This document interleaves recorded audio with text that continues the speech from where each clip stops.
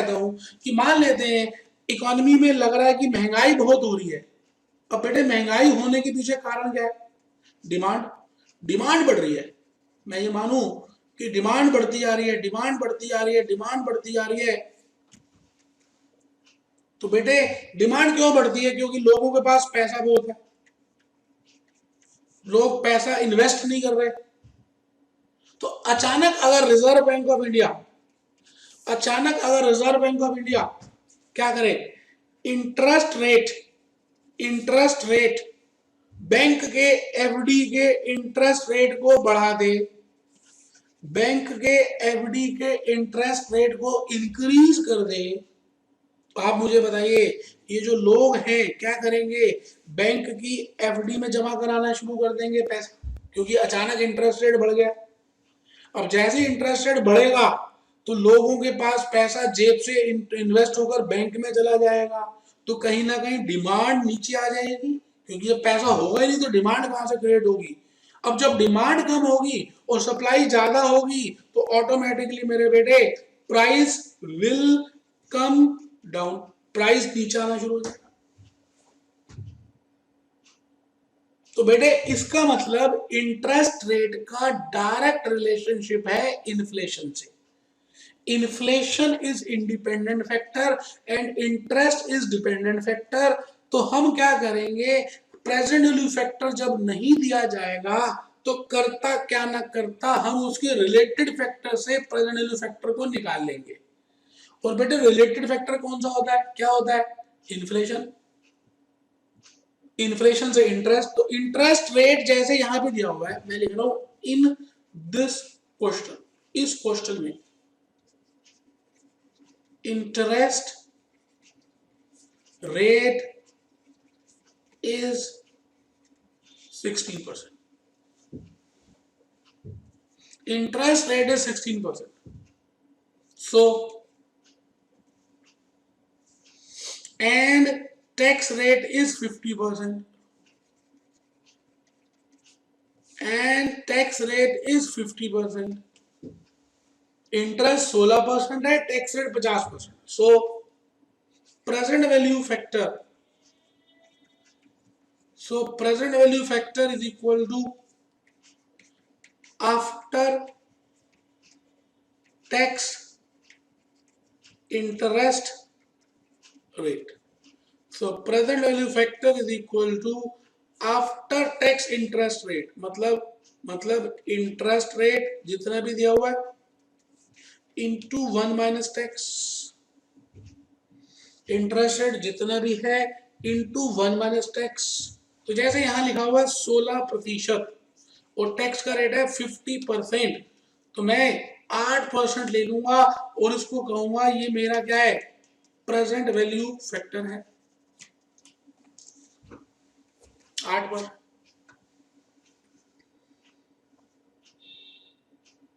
तो आप मेरी बात समझ पा रहे हैं?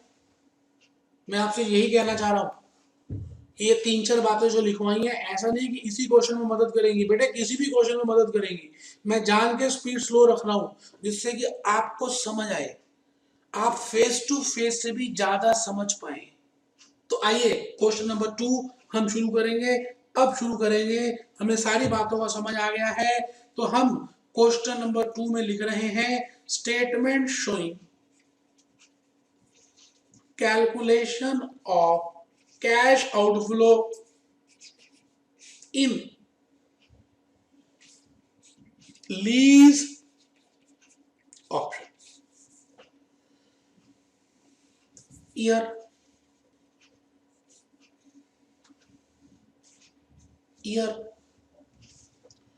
lease rent, tax saving on lease rent, after tax lease rent, present value factor and present values। आराम से आप लिख लें बेटे, 3 years है। अब इस क्वेश्चन में लीज रेंट 3 प्रकार के हैं, तो मुझे वर्किंग नोट बनाना चाहिए लीज रेंट को निकालने के लिए। आराम से पहले आप देख लें, मैं वही फॉर्मेट फॉलो किया जो मैंने पहले किया था। तो मैं लिख रहा हूं जी working note number 1, statement showing calculation of lease rent year, fixed element देख रहे हैं बेटे, फिक्स्ड एलिमेंट कितना है, वेरिएबल एलिमेंट, वेरिएबल एलिमेंट, वो बेटे तीसरा कौन सा है,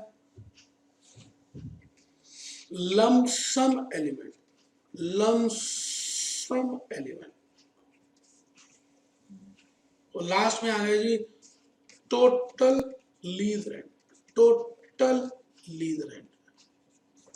लो बेटा 1 2 3, 5 लाख रुपीस का fixed amount of lease rent दे रहे हैं।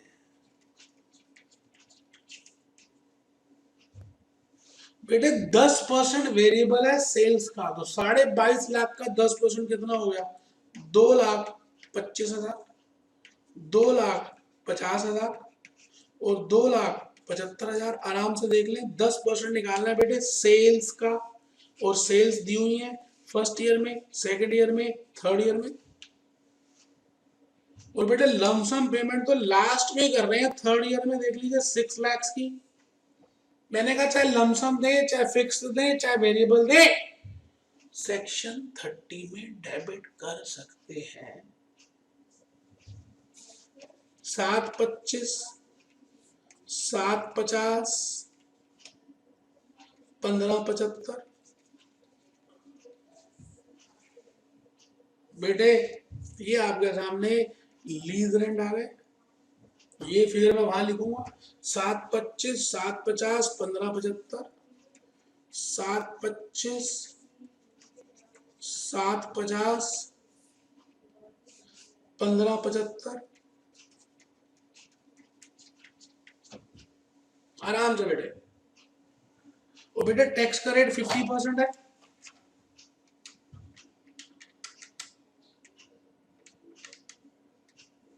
3,62,500, 3,75,000,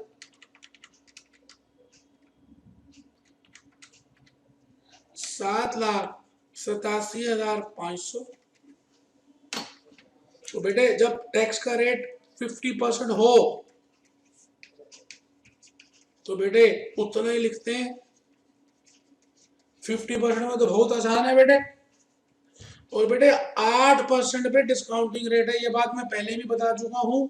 और मैं यहाँ पर उसके फैक्टर्स जो लिखे हुए हैं क्वेश्चन में दिए हुए हैं, मैं वही ले रहा हूं। बेटे आराम से देख लीजिए, कोई जल्दी है ही नहीं बेटे, सॉल्व करना है।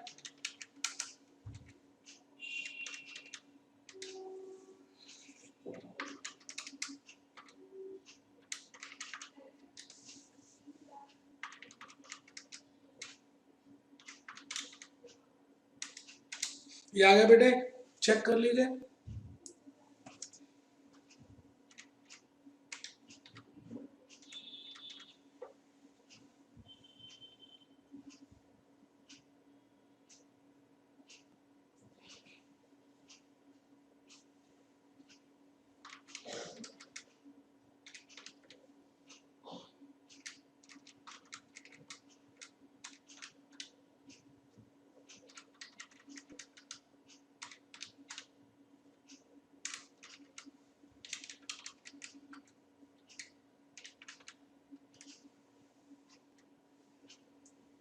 बेटे 3,35,675 है।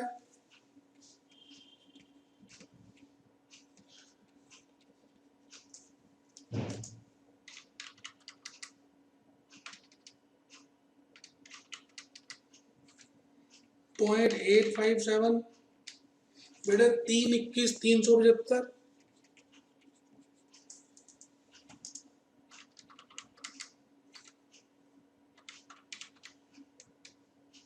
बेटे 6 25 275,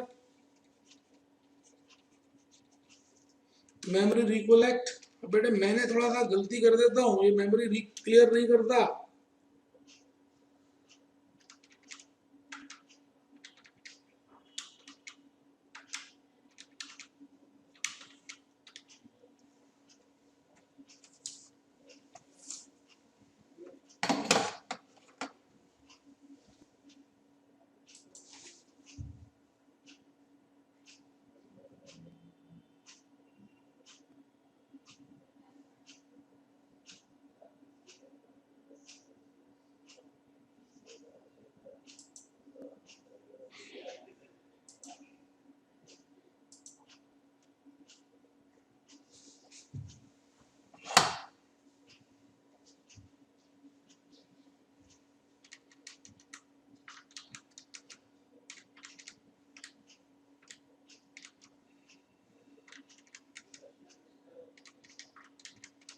मैं एक बार दोबारा चेक करके देख रहा हूँ बेटे।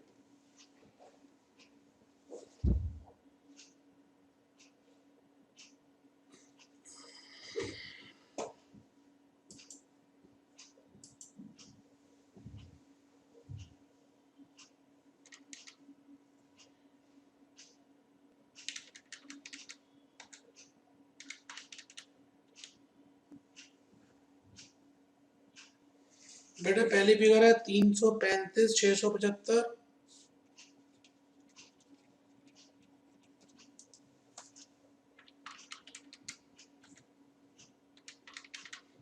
बेटे दूसरी फिगर है 321 375,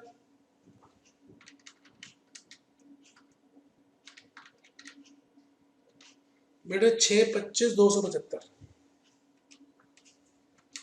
बस बेटा, तो मैं टोटल कर रहा हूँ 3,35,675, 3,21,375 और 625 275।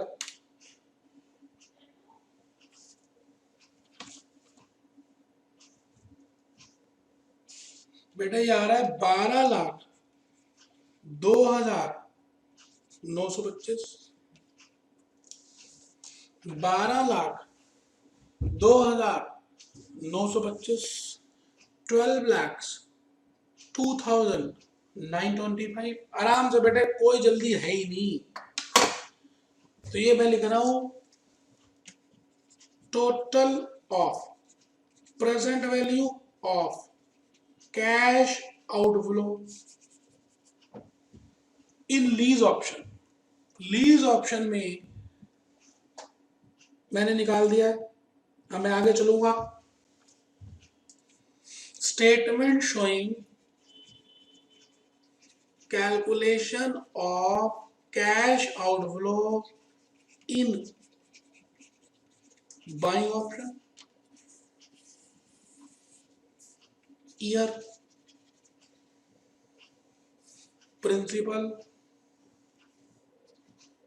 Interest, depreciation, tax saving on interest and depreciation, cash outflow, present value factor and present values। आराम से बेटे, कोई जल्दी है ही नहीं।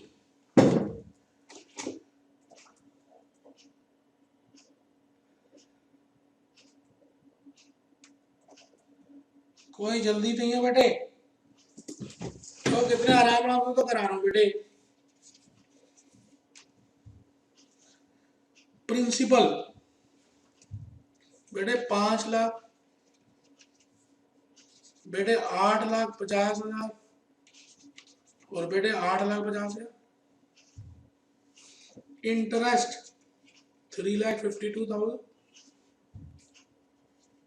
2,72,000 एंड 1,36,000। तो बेटे अगर आप ओन करते हैं तो फिर आपको डेप्रिसिएशन भी मिलेगी, बिल्कुल मिलेगी। आइए हम डेप्रिसिएशन को निकाल लें। और मैंने जैसे बताया हुआ कैपिटल राइटिंग में, depreciation as per straight line method is equal to O minus S upon N. तो ओरिजिनल कॉस्ट है 22 लाख माइनस स्क्रैप वैल्यू है 10, क्योंकि वह लिखा हुआ है at the end of third year the value of the computer is 10 lakhs। आप check कर लीजिए अपॉन 3, तो बेटे 4 लाख रुपए की डेप्रिसिएशन आ गई। 4 lakhs की डेप्रिसिएशन चेक कर लीजिए, आप पे कर रहे हैं। तो आइए जी, डेप्रिसिएशन लिख दिया मैंने 4 lakhs 4 lakhs 4 lakhs, ये लो बेटा, ये डेप्रिसिएशन है 4 लाख। 4 4 4,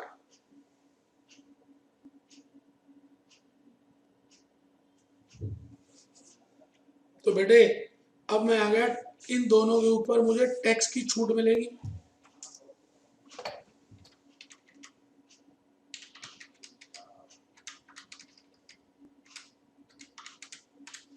तीन लाख 76,000 बेटे,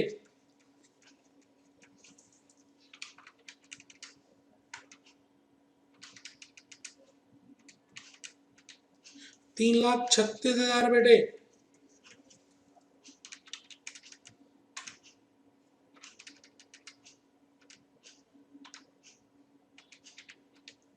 2,68,000 बेटे, देख लीजिए। अब क्या करना है, principal plus interest minus tax saving, यही करते हैं बेटे, और आउटफ्लो आ जाएगी। तो चलिए शुरू करते हैं। 5 लाख प्लस 3,52,000 माइनस 3,76,000 बराबर में 4,76,000, ये देख लीजिए। 5 lakhs, मैं दोबारा कर रहा हूँ, plus 3,52,000 minus 3,76,000 is equal to 4,76,000। 8,50,000 plus 2,72,000 minus 3,36,000, तो बराबर में आ गया बेटे 7,86,000। 8,50,000 प्लस 1,36,000 माइनस 2,68,000, ये आ गया बेटे 7,18,000। चेक कर लीजिए, कोई जल्दी है ही नहीं। प्रेजेंट वैल्यू फैक्टर बेटे 0.926, 0.857, 0.794, ये बेटे टोटल कर दिया।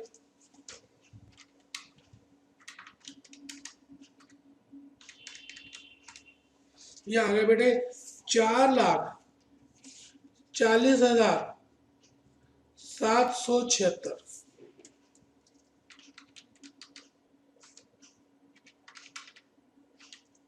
ये आ गया बेटे 6,73,602।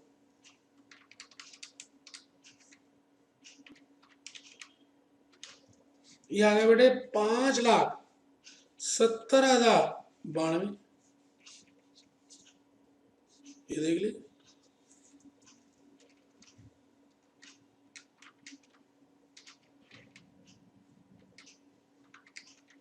4,40,716 प्लस 6,73,602, बेटा इसका मेमोरी फंक्शन खराब नहीं तो मैं मेमोरी यूज करता 5,70,092।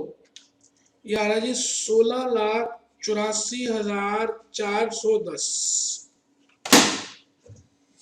इसको पहले लिख दें, total of present value of cash outflow in buying option. आराम से पहले लिखे, अभी नेट निकालना है, पहले आराम से लिखें 16,84,410। तो मैं लिख रहा हूं net cash outflow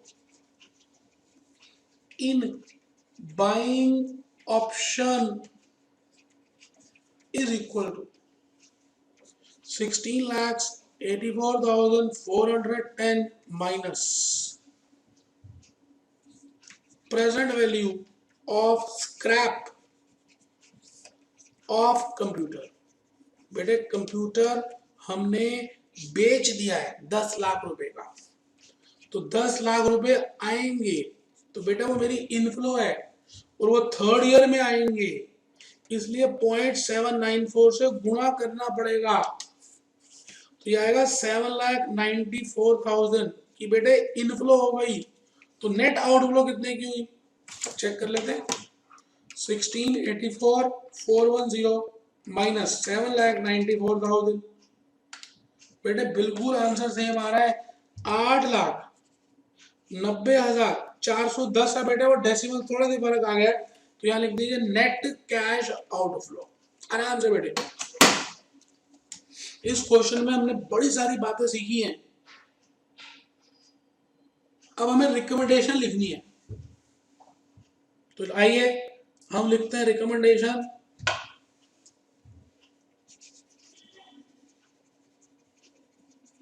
the management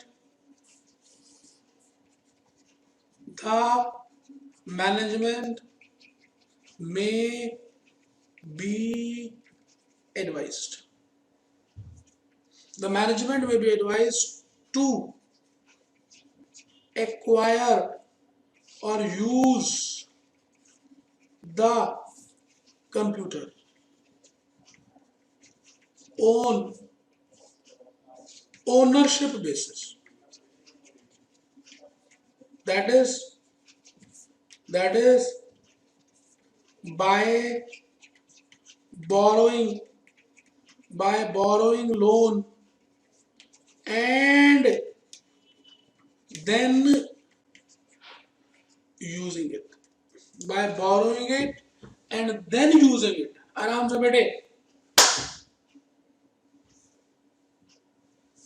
बेटे मैंने क्वेश्चन नंबर 1 और 2 करा दिया, 1 तो पिछले लेक्चर में कराया था, आज के लेक्चर में 2 करा दिया।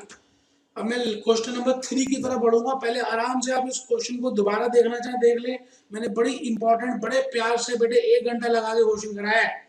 तो क्वेश्चन नंबर 3 की तरफ बढ़ेंगे और देखेंगे कि कितना क्वेश्चन 3 हमें समझ आ रहा है। आइए जी, क्वेश्चन 3 मैंने आपके सामने शीट्स में निकाल भी दिया है बेटे, सीए में आ चुका है बेटे, सीएस में आ चुका है बेटे, सीएमए में आ चुका है, और मैंने इसके ऊपर लिखा है इक्वल इंस्टॉलमेंट्स। जो मैंने आपको पिछले लेक्चर में बताया था कि जब आप लोन लेते हैं तो लोन को रीपे करने के 2 तरीके हो सकते हैं, एक प्रिंसिपल को हम बराबर भागों में दें और दूसरा प्रिंसिपल और इंटरेस्ट मिलाकर बराबर भागों में दें। तो ये जो प्रिंसिपल प्लस इंटरेस्ट मिलाकर बराबर भागों में दे रहे हैं, इसका नाम है इक्वल एनुअल इंस्टॉलमेंट्स। मैंने कहा था संजय दत्त की मूवी भी आई थी इसके ऊपर। आइए हम पहले देखें, क्वेश्चन पढ़ने के बाद क्या हमें पता चल रहा है कि इसको इक्वल इंस्टॉलमेंट्स में देना है। आइए देखते हैं। ABC Limited needs an asset for which the following 2 options have been placed by the manufacturer. Manufacturer ने 2 ऑप्शंस प्लेस कर दिए। The asset can be acquired on lease basis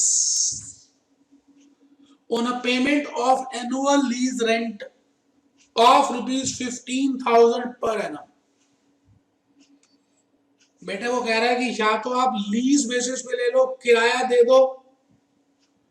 Asset is available of rupees 50,000 for which funds can be acquired by loan 12%, which is to be repaid। ध्यान से सुनना क्या बोल रहा हूं, which is to be repaid together with interest। Underline कर दीजिए, highlight करिए, जिसको हमें रीपे करना चाहिए इंटरेस्ट के साथ, इन 4 इक्वल इंस्टॉलमेंट्स। इसका मतलब प्रिंसिपल और इंटरेस्ट दोनों को मिलाकर हम 4 भागों में दे रहे हैं। Which option should be the form choose. आराम से बेटे पढ़ लीजिए, मैं प्यार से कराऊंगा क्वेश्चन नंबर 3 और एक क्वेश्चन और करेंगे और बेटे आज की क्लास कंप्लीट हो जाएगी। तो आप सभी बच्चे ईमानदारी से एक बार और पढ़ लें।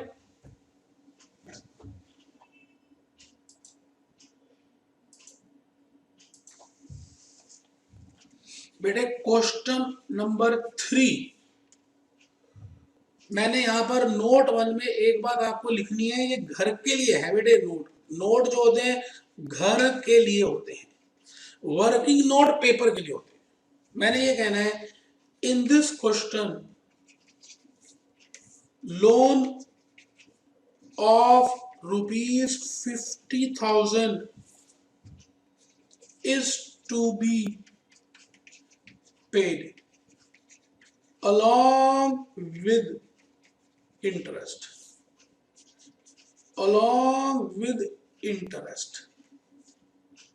at the rate of 12% in 4 equal installments. Hence, it is important to calculate equal annual installment. Hence, it is important to calculate equal annual installment. बस बेटे यही लिखी है, ये आपके घर के लिए है, बाकी तो क्वेश्चन करेंगे तो मैं बताऊंगा ही। आप नोट 1 जरूर लिख लें, क्योंकि इस क्वेश्चन में अरेंजमेंट नंबर 2 यूज हो रहा है। ठीक है बेटे, चलिए शुरू करते हैं।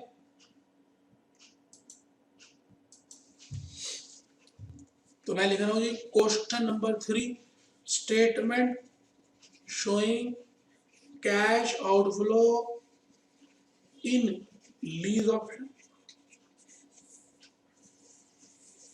बेटे ईयर, बेटे लीज रेंट, बेटे tax saving on lease rent, after tax lease rent, present value factor और बेटे प्रेजेंट वैल्यू। आराम से देख लीजिए। अब मैंने आपको बताया हुआ है कि अगर लीज रेंट सेम हो तो हमें अलग साल नहीं करना चाहिए, इकट्ठा भी कर सकते हैं, क्योंकि बेटे फिर टाइम बचेगा। एन्युटी फैक्टर का इस्तेमाल कर सकते हैं। तो मैंने सीधा लिख दिया जी 15,000, 1 से 4 यूज कर दिया। अब बेटे अगर टैक्स का रेट 30% है तो 4,500 यहाँ आएगा और 10,500 बेटे आफ्टर टैक्स आएगा। और आप सबको पता है कि हम आफ्टर टैक्स क्यों कर रहे हैं, प्रेजेंट वैल्यू फैक्टर 12% है, तो 1 डिवाइडेड बाय 1.12। बेटे मैंने ग्रैंड टोटल का फंक्शन यूज किया और 3.03, अच्छा 12% नहीं है बेटे, वो गलत है बेटे मेरे से। फिर यहां लिखिए, पहले वर्किंग नोट 2 लिखिए। In this question discounting rate, that is present value factor, is missing. बेटे discounting rate, that is present value factor, is missing. Hence, it is important to calculate with the help of interest rate। बेटे आराम से लिखना है, कोई जल्दी है ही नहीं बेटे, क्वेश्चन कम कर लेंगे, लेकिन फेस टू फेस से ज्यादा समझ आना चाहिए बेटे। मजा तब है, मेरी जीत तब होगी, तब होगी। But we know interest rate is before tax. हमें पता है कि इंटरेस्ट रेट टैक्स से पहले होता है। Hence, we have to calculate after tax interest rate। हमें आफ्टर टैक्स इंटरेस्ट रेट निकालना चाहिए, दैट इज 12% इंटू 1 - 30, बेटे 8.4% आ गया प्रेजेंट वैल्यू फैक्टर। आराम से बेटे, कोई जल्दी है ही नहीं। तो मेरे को एन्युटी निकालना हो तो मैं लिखूंगा 1.084 इक्वल टू ग्रैंड टोटल, ये आएगा बेटे एन्युटी फैक्टर। आराम से पहले खुद भी कर लीजिए, मैं भी कर लेता हूं।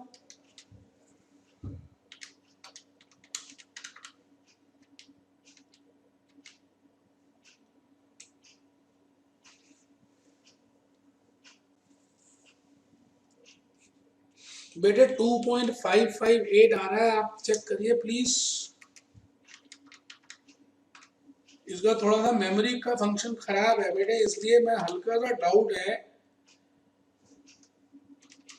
1/1.084 equal to grand total.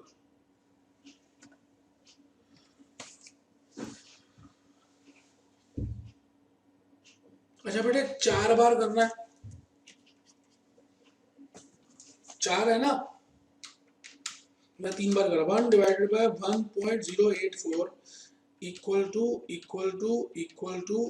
To grand total. ये आ रहा है बेटे 3 पॉइंट, मैंने 3 साल से गलती से निकाल दिया था, 3.282। आराम से बेटे 3.282, 3.282। तो बेटे इसको लिखेंगे 3.282। तो चलिए जी मल्टीप्लाई कर देते हैं इंटू 10,500।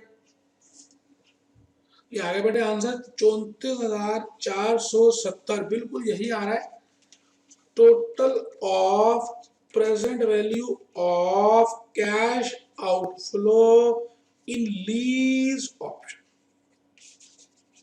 लो बेटे, तो क्वेश्चन 3 कर दिया जी मैंने, लीज ऑप्शन की है, अभी बाइंग करूंगा।